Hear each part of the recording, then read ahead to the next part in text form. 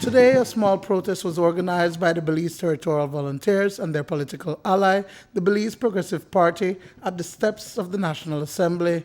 Their message was to signal their opposition to government's passing of an amendment to the Referendum Act, which reduces the threshold of validity of a referendum from 60% of the electorate to 50% plus one. Placards in hand, singing and drumming, the group braved the heat until midday when they dispersed. BTV's Will Mejia says that GOB needs to stop appeasing Guatemala. We have a government that's appeasing Guatemala, so we must stop this madness, and we're calling on all Belizeans. We know that, people will say, well, there's not a lot of crowd, but I am happy with the amount of people who came out, the amount of people that's got the ganas to take a stand. Executive member of the BTV and political leader of the BPP, Patrick Rogers, also spoke about what transpired inside the House today. He is of the opinion that the country has been going through a wrong process in going to the ICJ and contends that there are alternative solutions to the issue at hand. If we were to reach the referendum, whether we vote yes or no, we would have validated the unfounded claim that Guatemala have over our territory. So we've been saying, how could we press the reset button and get out of this quandary? Well, it's simple, Belize. We are where we're at today because of following United Nations Charter under Chapter 6, which is labeled Pacific Settlement of Disputes. Disputes when you have a neighbor where you're at peace with, you apply under one of the articles under Chapter 6.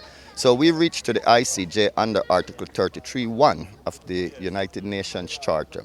We are at judicial settlement after mediation, negotiation, everything else has failed.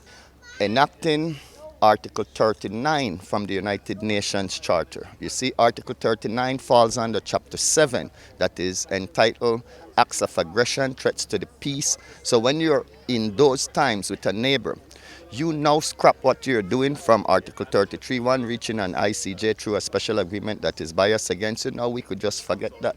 That compromise will be lost. If we now say we're under aggression, we need to establish normalcy at the Sarstoon, and it will take a bigger power to bully that bully. The BTV and some Belizeans are of the opinion that Belize has lost the Sarstoon, citing an unofficial protocol enforced by the Guatemalan Armed Forces prohibiting Belizeans from fishing in the area and even traversing the Sarstoon without their approval. Mejia says that many more illegal activities are happening in the south in Belizean territory. You have people hunting in the Sarstoon Timash National Park, clear evidence with roads that was put in by the oil company.